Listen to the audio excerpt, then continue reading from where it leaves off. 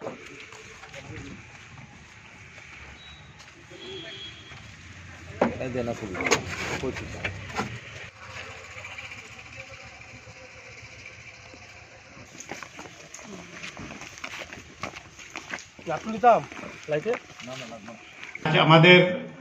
মাননীয় district and session জাজ শ্রীমতী শঙ্করী দাস এক আসামিকে যাবজ্জীবন কারাদণ্ড দিয়েছে।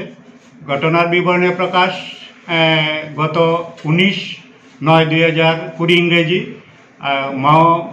মুঙ্গেকামি থানাধীন নগরাই সর্দার পাড়া মনোরঞ্জন জমাতিয়ার ছেলে পল্টু জমাতিয়া তার বাবাকে নিজ বাড়িতে দা দিয়ে কুপিয়ে, পারিবারিক ঝগড়াকে কেন্দ্র করে দা দিয়ে কুপিয়ে হত্যা করেছে।